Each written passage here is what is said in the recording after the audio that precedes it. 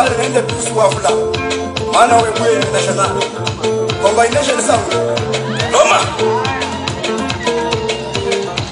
Bana bata tesu kende.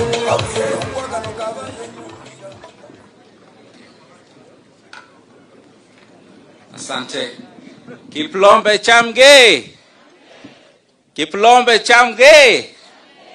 Kikurena Frete Arab Ikana kutoka Shinyalu. Mimi niko na furaha sana kuja hapa kwa sababu nimepata mwaliko kutoka kwa rafiki wangu wa karibu Mheshimiwa Faruk ili nije nijumuike pamoja nanyi kwa hii shughuli ya kumtukuza Mwenyezi Mungu kwa kupitia kwa matoleo yetu, kwa kumuimbia na pia kwa kusali. Hiyo ndio amri yake Mwenyezi Mungu, na kwa hivyo ni siku iliyobora sana.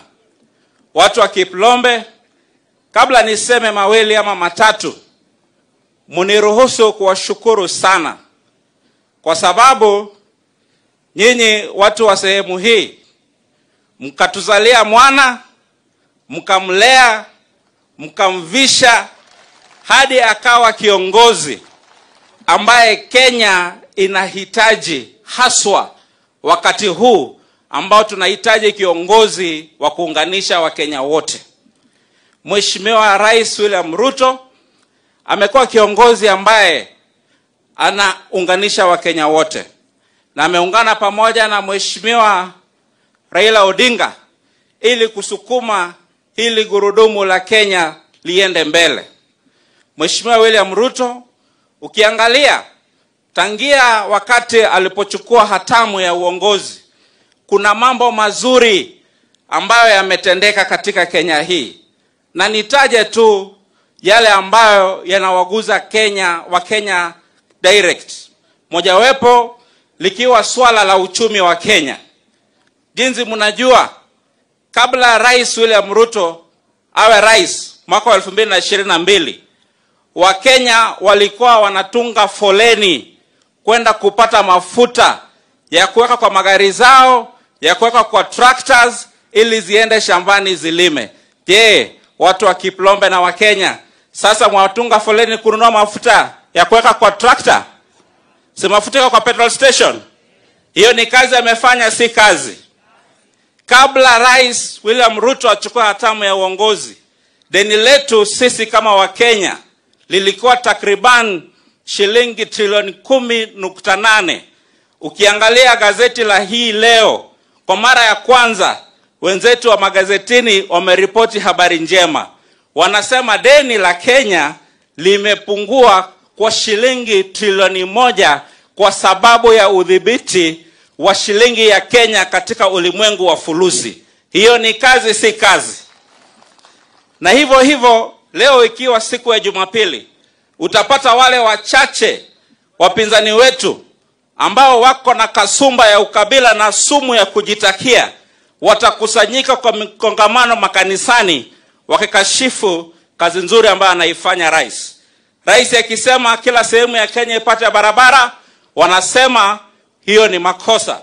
Rais akisema hata watu wa Lamu kule chini wapate stima, wanasema ni makosa. Lakini sisi tuamuunga rais mkono, tuwasema endelee na hiyo kazi kwa sababu tayari tuwaona matunda yake.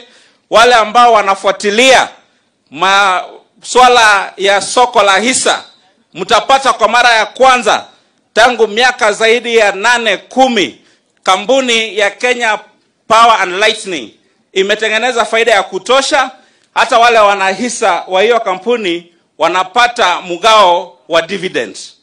Wale ambao mnafuatilia hivyo hivyo, mtaona East Africa Portland Cement pia imepata faida, Wakenya wanapata mgao wa faida.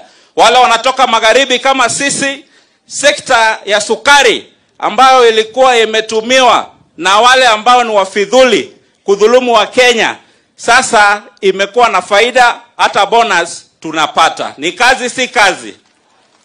Na pia nimshukuru rais kwa kuwa Mkristo mkamilifu, kwa sababu kitathmini kamusi pevu ya Kiswahili inamtaja Mkristo kama mwanafunzi wa Yesu Kristo ambaye matendo yake yanaambatana na imani na mafunzo yake Yesu Kristo.